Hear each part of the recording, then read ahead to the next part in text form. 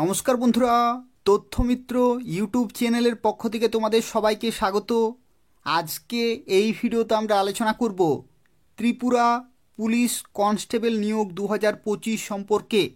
অর্থাৎ ত্রিপুরাতে নতুন পুলিশ কনস্টেবল নিয়োগ শুরু হচ্ছে।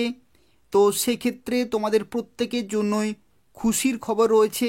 তোমরা ছেলেরা এবং মেয়েরা প্রত্যেকেই অ্যাপ্লিকেশন করতে পারবে ত্রিপুরার প্রত্যেকটি জেলা থেকেই, যেখানে পুরোপুরি পার্মানেন্ট এবং সম্পূর্ণভাবে সরকারি চাকরি রয়েছে এবং খুব শীঘ্রই তোমাদের অ্যাপ্লিকেশন প্রসেস শুরু হয়ে যাবে। এখানে দেখো, ভিডিও শুরুতেই তোমাদের জানিয়ে রাখি টোটাল ভ্যাকেন্সি রয়েছে 916টি। অর্থাৎ টোটাল 916টি শূন্য পদে নতুন নিয়োগ শুরু হচ্ছে খুব শীঘ্রই। এবং তোমাদের এখানে আরও একটি তথ্য দেখো, তোমাদের বেতন কাঠামো তোমরা পাবে ত্রিপুরা পে স্কেল লেভেল 6-এর, অর্থাৎ 20,700 থেকে 65,800 টাকা, প্লাস ডিএ, এইচআরএ, এই সমস্ত বিভিন্ন অ্যালাউন্সগুলো পেয়ে যাবে। তো সেক্ষেত্রে অত্যন্ত ভালো মানের বেতন রয়েছে এবং তোমরা প্রত্যেকে অ্যাপ্লিকেশন করতে পারবে, ছেলেরা এবং মেয়েরা। সম্পূর্ণভাবে দেখতে থাকো। এই নিয়োগ সংক্রান্ত প্রত্যেকটি তথ্য সম্পর্কে আলোচনা করব। অর্থাৎ সিলেকশন প্রসেস থেকে শুরু করে শারীরিক মাপজোক, তোমাদের পরীক্ষাতে কত নম্বরের পরীক্ষা হয়, কোন কোন সাবজেক্টে কত নম্বর থাকে, প্রত্যেকটি তথ্য সম্পর্কে আলোচনা করব। ভিডিও শুরুতেই তোমাদের প্রত্যেককে রিকোয়েস্ট করব, অবশ্যই ভিডিওটি তোমরা প্রত্যেকে লাইক করে দেবে, শেয়ার করে দেবে এবং এই ধরনের নিয়মিত চাকরির আপডেটগুলি পেতে হলে অবশ্যই চ্যানেলটি সাবস্ক্রাইব করে রাখো। অর্থাৎ এই চ্যানেল থেকে তোমরা ত্রিপুরার প্রত্যেকটি বাছাই করা চাকরির আপডেটগুলি সময় মতো পেয়ে যাবে। তো দেখো, এখানে তোমাদের জানা কি কোন পোস্টে তোমরা চাকরি পাবে। এটা হচ্ছে কনস্টেবল, অর্থাৎ ত্রিপুরা পুলিশ কনস্টেবল, যেখানে ছেলেরা এবং মেয়েরা প্রত্যেকে অ্যাপ্লিকেশন করতে পারবে। এবং এই যে কনস্টেবলের চাকরি, এটা হচ্ছে ত্রিপুরাতে গ্রুপ সি চাকরি এবং এটা হচ্ছে নন গেজেটেড নন মিনিস্টারিয়াল চাকরি রয়েছে। এবং যেখানে স্কেল অফ পে, অর্থাৎ বেতন কাঠামো দেখো, ত্রিপুরা স্টেট পে ম্যাট্রিক্স 2018 যে রুলস অ্যান্ড রেগুলেশনস রয়েছে, যেখানে তোমরা বর্তমানে লেভেল 6-এর কিন্তু বেতন পাবে 20,700 থেকে 65,800 প্লাস ডিএ, অর্থাৎ dearness allowance, house rent allowance এবং আদার অ্যালাউন্সগুলো তোমরা কিন্তু এর সাথে পেয়ে যাবে। সুবর্ণ সুযোগ রয়েছে। দেখো, এখানে মেথড অফ রিক্রুটমেন্ট, কয়টি ধাপের মাধ্যমে তোমরা এখানে চাকরি পাবে। দেখো, এখানে শারীরিক মাপজোক এবং শারীরিক সক্ষমতার পরীক্ষা হবে এবং সেই পরীক্ষাগুলি ছাড়াও তোমাদের এখানে দুটি পরীক্ষা হবে। সেটি হচ্ছে লিখিত পরীক্ষা বা রিটিন এক্সামিনেশন, যেখানে 85% কিন্তু ডিপেন্ড করে, অর্থাৎ 85 নম্বর তোমাদের থাকবে। আর ইন্টারভিউতে থাকবে 15%, অর্থাৎ 15 নম্বর কিন্তু থাকবে।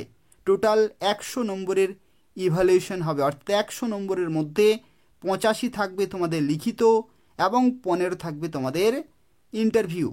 এবং দেখো, এখানে আরও একটি তথ্য, এখানে 100% বাই ডাইরেক্ট রিক্রুটমেন্ট, অর্থাৎ প্রত্যেকটি ফ্রেশার্স ক্যান্ডিডেট অ্যাপ্লিকেশন করতে পারবে, যেখানে পুরোপুরি সরকারি লিখিত পরীক্ষার মাধ্যমে পুরোপুরি পার্মানেন্ট পোস্টে তোমরা চাকরি পাবে।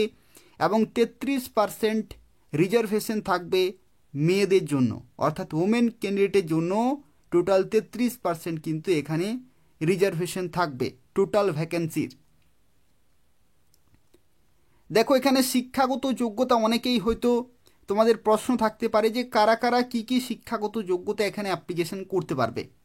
তো দেখো, ত্রিপুরা পুলিশ কনস্টেবলের ক্ষেত্রে যে শিক্ষাগত যোগ্যতা বা এসেনশিয়াল এডুকেশনাল কোয়ালিফিকেশন, সেটা কিন্তু বিভিন্ন ক্যাটাগরিতে বিভিন্ন রয়েছে। যদি তুমি জেনারেল ক্যাটাগরি হয়ে থাকো, জেনারেল অর্থাৎ আনরিজার্ভড, তাহলে কিন্তু তোমাদের শিক্ষাগত যোগ্যতা থাকতে হচ্ছে মাধ্যমিক বা সমতুল্য। মাধ্যমিক বা সমতুল্য কিন্তু পাস হতে হবে, তাহলে তোমরা জেনারেল ক্যাটাগরিতে অ্যাপ্লিকেশন করতে পারবে। আর যদি তুমি এসসি এসটি হয়ে থাকো, তাহলে ক্লাস 8 পাস শিক্ষাগত যোগ্যতায় তোমরা কিন্তু অ্যাপ্লিকেশন করতে পারবে। অর্থাৎ জেনারেল ক্যাটাগরিতে মাধ্যমিক পাস আর এসসি এসটি ক্যাটাগরিতে ক্লাস 8 পাস শিক্ষাগত যোগ্যতায় তোমরা অ্যাপ্লিকেশন করতে পারবে। এখানে আরও একটি শর্ত রয়েছে, দেখো, in case of recruitment from special police officer, অর্থাৎ যদি তোমরা স্পেশাল পুলিশ অফিসার হয়ে থাকো তাহলে মিনিমাম এডুকেশনাল কোয়ালিফিকেশন হচ্ছে ক্লাস 8 পাস। ঠিক আছে, প্রত্যেকটি ক্যাটাগরির জন্যই। যদি স্পেশাল পুলিশ অফিসার হয়ে থাকো আর যদি তুমি ত্রিপুরা পুলিশ কনস্টেবলের জন্য অ্যাপ্লিকেশন করতে চাও তাহলে জেনারেল, এসসি, এসটি প্রত্যেকটি ক্যাটাগরির ক্ষেত্রে শিক্ষাগত যোগ্যতা হচ্ছে ক্লাস 8 পাস। ঠিক আছে, তো সেক্ষেত্রে তুমি কোন ক্যাটাগরিতে অ্যাপ্লিকেশন করবে সেই ক্যাটাগরি ওয়াইজ তোমাদের শিক্ষাগত যোগ্যতা থাকতে হবে। দেখো এখানে বয়সের লিমিটের ক্ষেত্রে তোমাদের জানা রাখি, বয়সের লিমিট এখানে কী রকমের থাকবে। দেখো বয়সের লিমিটের ক্ষেত্রে তোমাদের 18 থেকে 24-এর মধ্যে কিন্তু হতে হবে। 18 থেকে 24-এর মধ্যে জেনারেল ক্যাটাগরিতে। এটা কাদের জন্য? এটা হচ্ছে জেনারেল ক্যাটাগরিতে। আর যদি তুমি এসসি এসটি হয়ে থাকো তাহলে 5 বছরের ছাড় পেয়ে যাবে। 5 বছরের ছাড় অর্থাৎ 24+5। ঠিক আছে, এসসি এসটি ক্যাটাগরিতে 24+5 অর্থাৎ 29 বছর পর্যন্ত তোমরা কিন্তু অ্যাপ্লিকেশন করতে পারবে। যারা এসসি অথবা যারা এসটি ক্যাটাগরি তাদের ক্ষেত্রে 29 বছর পর্যন্ত অ্যাপ্লিকেশন করা যাবে। আর জেনারেল ক্যাটাগরিতে 24 বছর পর্যন্ত অ্যাপ্লিকেশন করা যাবে। দেখো আরও একটি এখানে তথ্য রয়েছে, সেটা হচ্ছে যদি তুমি এখানে এসপিও অর্থাৎ স্পেশাল পুলিশ অফিসার হয়ে থাকো তাহলে বয়স হচ্ছে 18 থেকে 30-এর মধ্যে। 18 থেকে 30-এর মধ্যে স্পেশাল পুলিশ অফিসারের ক্ষেত্রে। এবং এখানে আরও একটি শর্ত রয়েছে, candidate must have done active service as special police officer for a minimum of 3 years. অর্থাৎ 3 বছর কিন্তু চাকরি করা হতে হবে। স্পেশাল পুলিশ অফিসারদের ক্ষেত্রে 3 বছর কমপক্ষে চাকরি করতে হবে, তাহলে তোমরা 30 বছর পর্যন্ত অ্যাপ্লিকেশন করতে পারবে। ঠিক আছে, তো সেক্ষেত্রে যদি তুমি জেনারেল হয়ে থাকো তাহলে 18 থেকে 24, এসসি এসটি হয়ে থাকলে 18 থেকে 29, আর স্পেশাল পুলিশ অফিসারের ক্ষেত্রে 18 থেকে 30 বছর পর্যন্ত অ্যাপ্লিকেশন করা যাবে। পরবর্তী দেখো এখানে এরপর আমরা আলোচনা করব ফিজিক্যাল স্ট্যান্ডার্ড টেস্ট বা শারীরিক যে মাপজোক হয় সেই শারীরিক মাপজোকের যে পরীক্ষা হবে সেখানে ছেলেদের ক্ষেত্রে এবং মেয়েদের ক্ষেত্রে কি কি লাগবে। দেখো প্রথমে আলোচনা করব ছেলেদের ক্ষেত্রে হাইট। ছেলেদের ক্ষেত্রে হাইট কী রকমের লাগবে। দেখো ছেলেদের ক্ষেত্রে হাইট কী রকমের লাগবে। হাইটের ক্ষেত্রে বলা হচ্ছে মিনিমাম, দেখো এখানে 5 ফুট 6 ইঞ্চি জেনারেল এবং এসসিদের ক্ষেত্রে। জেনারেল এবং এসসিদের ক্ষেত্রে 5 ফুট 6 ইঞ্চি কিন্তু লাগবে। আর এসটি ক্যাটাগরিতে যারা এসটি ক্যান্ডিডেট তাদের ক্ষেত্রে 5 ফুট 5 ইঞ্চি কিন্তু এখানে হাইট লাগবে। আর চেস্টের ক্ষেত্রে কি বলা হয়েছে, চেস্টের ক্ষেত্রে দেখো তোমাদের যাদের ক্ষেত্রে হাইট রয়েছে 5 ফুট 6 ইঞ্চি বা তার থেকে বেশি তাদের কিন্তু চেস্ট লাগবে 31 এখানে ইঞ্চি, যেটা হচ্ছে আনএক্সপান্ডেড থেকে 33 ইঞ্চি করতে হচ্ছে এক্সপান্ডেড, অর্থাৎ 31 থেকে 33 কিন্তু করে দেখাতে হবে যাদের হাইট রয়েছে 5 ফুট 6 ইঞ্চি বা তার বেশি। আর যাদের হাইট রয়েছে 5 ফুট 6 ইঞ্চির কম, ঠিক আছে, 5 ফুট 6 ইঞ্চির কম যাদের হাইট রয়েছে তাদের কিন্তু চেস্ট থাকতে হবে 30 ইঞ্চি, আনএক্সপান্ডেড এবং এক্সপান্ডেড 32 ইঞ্চি কিন্তু করে দেখাতে হবে। ঠিক আছে, আর এটা হচ্ছে ছেলেদের জন্য। আর মেয়েদের ক্ষেত্রে দেখো শুধুমাত্র হাইট কিন্তু চেক করা হয়। মেয়েদের ক্ষেত্রে শুধুমাত্র হাইট চেক করা হয়। হাইটের ক্ষেত্রে দেখো মিনিমাম 5 ফুট কিন্তু এখানে চেয়েছে জেনারেল এবং এসসিদের ক্ষেত্রে 5 ফুট। আর এসটি ক্যাটাগরিতে এখানে চেয়েছে 4 ফুট 11 ইঞ্চি। ঠিক আছে, 4 ফুট 11 ইঞ্চি এখানে চেয়েছে এসটি ক্যাটাগরিতে। তো সেক্ষেত্রে তোমরা কোন ক্যাটাগরিতে অ্যাপ্লিকেশন করবে সেই ক্যাটাগরি ওয়াইজ তোমাদের কিন্তু নির্দিষ্ট হাইট এবং চেস্ট থাকতে হবে। এরপর দেখো তোমাদের জানিয়ে দিচ্ছি এখানে ফিজিক্যাল এন্ডিউরেন্স টেস্ট, এটাও কিন্তু খুবই গুরুত্বপূর্ণ। ফিজিক্যাল এন্ডিউরেন্স টেস্ট কাদের ক্ষেত্রে কী রকমের রয়েছে, ছেলেদের ক্ষেত্রে আলাদা আর মেয়েদের ক্ষেত্রে আলাদা। ছেলেদের ক্ষেত্রে দেখো ফিজিক্যাল এন্ডিউরেন্স টেস্ট বা শারীরিক যে সক্ষমতার পরীক্ষা, সেখানে ছেলেদের ক্ষেত্রে দেখো কি বলা হয়েছে, 4 কিলোমিটার কিন্তু দৌড়াতে হবে। 4 কিলোমিটার দৌড়াতে হবে 21 মিনিটে। ঠিক আছে, 21 মিনিট সময় থাকবে, 4 কিমি দৌড়াতে হবে। লং জাম্পের ক্ষেত্রে দেখো 14 ফিট, শর্টপুট 7.26 কেজি 18 ফিট, আর হাই জাম্পের ক্ষেত্রে 4 ফিট, আর পুল আপস কিন্তু রয়েছে 5 পুল আপস, টোটাল 5 পুল আপস কিন্তু অ্যাট ওয়ান গো। ঠিক আছে, অ্যাট ওয়ান গো বা অর্থাৎ একবারেই তোমাদেরকে 5টি টোটাল পুল আপস কিন্তু করে দেখাতে হবে। এবং এখানে দেখো 2টি অ্যাটেম্প কিন্তু তোমরা পাবে। ঠিক আছে, টোটাল 2টি অ্যাটেম্প কিন্তু এখানে তোমরা পাবে। এটা হচ্ছে ছেলেদের জন্য। আর মেয়েদের ক্ষেত্রে কি বলা হচ্ছে দেখো, মেয়েদের ক্ষেত্রে বলা হচ্ছে 1.6 কিলোমিটার রান 9.5 মিনিটে, লং জাম্প হচ্ছে 10.5 ফিট, আর শর্টপুট 4 কেজি হচ্ছে 14.5 ফিট, হাই জাম্প হচ্ছে 3.4 ফিট, আর হ্যাঙ্গিং বাই বার 30 সেকেন্ড কিন্তু এখানে সময়, hanging by bar total 30 second কিন্তু থাকতে হবে। তো এটা হচ্ছে মেয়েদের জন্য। ছেলেদের ক্ষেত্রে আলাদা, মেয়েদের ক্ষেত্রে কিন্তু আলাদা।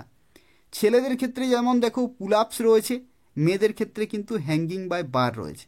ঠিক আছে, তো এই সমস্ত যে ধাপগুলি রয়েছে এগুলো কিন্তু তোমাদের কোয়ালিফাইং ইন নেচার, অর্থাৎ জাস্ট তোমাদের কিন্তু কোয়ালিফাই করতে হবে, এখান থেকে কোনো নম্বর দেওয়া হবে না, তোমাদেরকে জাস্ট এগুলো কোয়ালিফাই করতে হবে, জাস্ট করে দেখাতে হবে। তারপরে তোমাদের হবে লিখিত পরীক্ষা এবং ইন্টারভিউ হবে। সেই লিখিত পরীক্ষা এবং ইন্টারভিউ যে প্রাপ্ত নম্বর তার ভিত্তিতেই তোমাদের ফাইনাল মেরিট লিস্ট তৈরি করা হবে। এরপর দেখো তোমাদের একটি প্রশ্ন, যেটা হচ্ছে তোমাদের সিলেকশন প্রসেস। সিলেকশন প্রসেস দেখো, সিলেকশন প্রসেসের ক্ষেত্রে তোমাদের যে শারীরিক মাপজোক এবং শারীরিক সক্ষমতার পরীক্ষা তো হবেই, কিন্তু মূল যে ধাপ, সেই মূল ধাপগুলি হচ্ছে তোমাদের 2টি, এবং সেই 2টি ধাপে টোটাল নম্বর থাকবে 100 নম্বর। রিটেন এক্সামিনেশন 85 আর পার্সোনাল ইন্টারেকশন 15। ঠিক আছে, রিটেন এক্সামিনেশন 85 আর পার্সোনাল ইন্টারেকশন হচ্ছে 15। পার্সোনাল ইন্টারেকশন অর্থাৎ এটাই হচ্ছে ইন্টারভিউ, আর এটা হচ্ছে লিখিত পরীক্ষা 85। তো চলো দেখা যাক এই যে লিখিত পরীক্ষা 85, সেখানে কোন কোন সাবজেক্টে কত নম্বরের পরীক্ষা হয়, কোন কোন সাবজেক্টে কত নম্বরের পরীক্ষা হয়। তো দেখো এখানে তোমাদের টোটাল 4টি পার্ট রয়েছে, part A, part B, part C এবং পার্ট ডি। পার্ট এ এর ক্ষেত্রে দেখো কোন সাবজেক্ট থাকছে, জেনারেল ইন্টেলিজেন্স এবং রিজনিং। এই সাবজেক্টে 15টি কোশ্চেন 30 নম্বর, 15টি কোশ্চেন 30 নম্বর, অর্থাৎ এই 15 গুণিত 2, অর্থাৎ টোটাল 2 নম্বর করে কিন্তু থাকবে এক একটি প্রশ্নের জন্য। ঠিক আছে, পার্ট বি এর ক্ষেত্রে কি বলা হচ্ছে, জিকে থাকবে, GK general knowledge.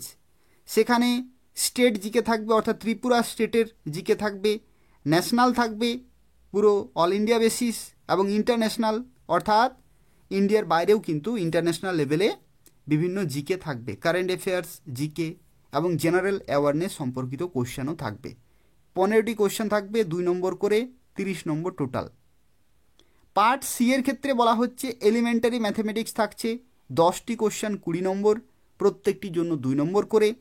Part D এর ক্ষেত্রে থাকছে যে কোনো একটি ভাষা, ল্যাঙ্গুয়েজ, যে কোনো একটি ল্যাঙ্গুয়েজে তোমাদের কম্প্রিহেনশন থাকছে, অর্থাৎ ইংলিশ কম্প্রিহেনশন অথবা হিন্দি কম্প্রিহেনশন অথবা বেঙ্গলি কম্প্রিহেনশন অথবা কোকবরো কম্প্রিহেনশন, যে কোনো একটি তোমাদের ভাষা কিন্তু এখানে থাকবে, সেটা তোমাদের সিলেক্ট করতে হবে। ঠিক আছে, আর দেখো 5টি কোশ্চেন 5 নম্বর থাকছে, অর্থাৎ এক একটি প্রশ্নের জন্য 1 নম্বর করে কিন্তু এখানে দেওয়া হবে। এই যে পরীক্ষা, সেখানে 1 ঘন্টা টোটাল কিন্তু সময় পাবে, অর্থাৎ 60 মিনিট তোমরা কিন্তু সময় পাবে। টোটাল কোশ্চেন কতগুলো হচ্ছে দেখো, টোটাল কোশ্চেন হচ্ছে তোমাদের 45টি এবং 85 নম্বরের পরীক্ষা। এই যে 45টি কোশ্চেন, এই যে 45টি কোশ্চেন হচ্ছে তোমাদের, এই 45টি কোশ্চেনের জন্য তোমরা সময় পাচ্ছ 60 মিনিট। ঠিক আছে, 60 মিনিট তোমরা কিন্তু সময় পাচ্ছ। এবং পরীক্ষা কত নম্বরের হচ্ছে, টোটাল 85 নম্বরে কিন্তু পরীক্ষা হচ্ছে। ঠিক আছে, এই 85 নম্বরের পরীক্ষা হয়ে যাওয়ার পরে তোমাদের পার্সোনাল ইন্টারেকশনে বা ইন্টারভিউতে ডাকা হবে 15 নম্বরের। তাহলে 85 + 15 টোটাল 100 নম্বর হচ্ছে।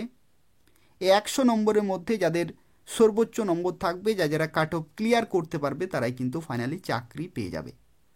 ঠিক আছে, গত যে সমস্ত পরীক্ষাগুলি হয়েছে সেই সমস্ত পরীক্ষার কাট অফগুলো দেখবে, তাহলেই তোমরা কিন্তু বেসিক আইডিয়াগুলো পেয়ে যাবে। ঠিক আছে, এখানে দেখো একটু বেসিক আইডিয়া তোমাদের দিয়ে রাখি, যারা প্রিপারেশন নিচ্ছ পরীক্ষার জন্য, তোমাদের দেখো কিভাবে বা কত নম্বর তোমরা পেলে তোমরা চাকরি পেতে পারো।